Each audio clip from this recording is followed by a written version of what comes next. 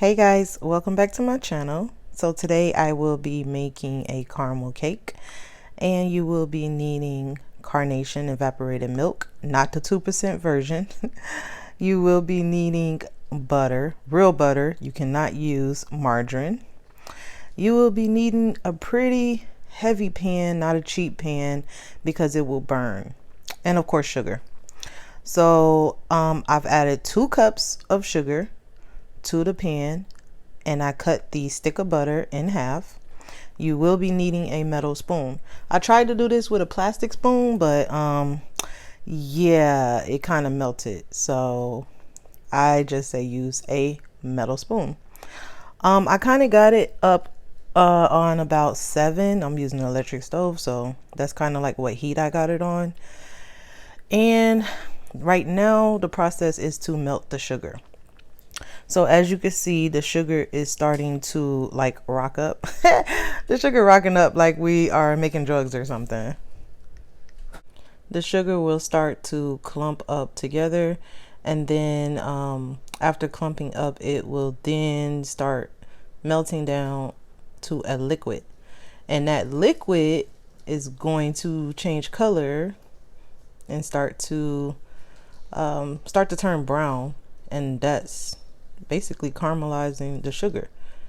So you see how it's like starting to change color, starting to melt down. Now, one thing I will tell you is that making caramel is a lot of stirring. If you don't want to stand at the stove and stir, making caramel is probably not going to be for you.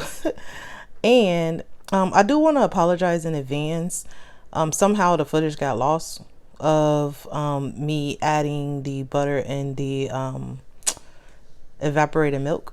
But basically, all I'm doing here is once the sugar melts completely down into all liquid, then you just add the half a stick of butter, and then you slowly start stirring in the evaporated milk. And yes, you're going to be using the entire can. So this is what it's basically going to be looking like once you're done putting in all of the milk. You stirring, you want it to bubble like this. If it's not bubbling, it's not going to thicken up. So you need it to bubble like this, and I'm trying to give you guys a really good angle. That's why I'm trying to like bring the pot to the camera. As you can see, it is bubbling, but the consistency is still kind of watery, a little thin. So basically, one thing you have to do is constantly stir. This is the reason why you need to use a good pot, because you don't want it to burn at all. So you need a good non-stick saucepan. Okay, so I'm just continuing to stir. As you can see, it's getting a little thicker. And then this is the consistency we're looking for. So I'm gonna let this sit. I came back about 20 minutes later from letting it sit off of the heat and just letting it cool off. So after 20 minutes, it should be looking like this. This is how thick I like my caramel. I like, well, this is how my grandma made her caramel. So this is the consistency we're looking for. This is exactly what it's supposed to look like. You let it sit like that. Now I'm just going to pour it onto the cake.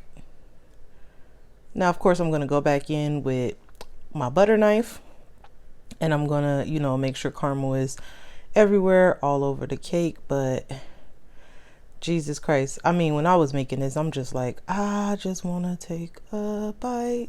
That's just me. And I'm not sure how you guys, if you make your cakes this way, but basically, like the way the cake looks before I put the caramel on is the flour.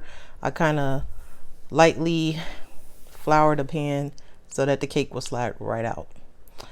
This is what it looks like once I went on ahead and cut me a slice, nice and thick. Love the consistency of this caramel. I'm telling y'all, this is the best caramel cake ever. Go ahead and try it. If you like what you see, go ahead and like, share, subscribe. Till next time. Bye, guys.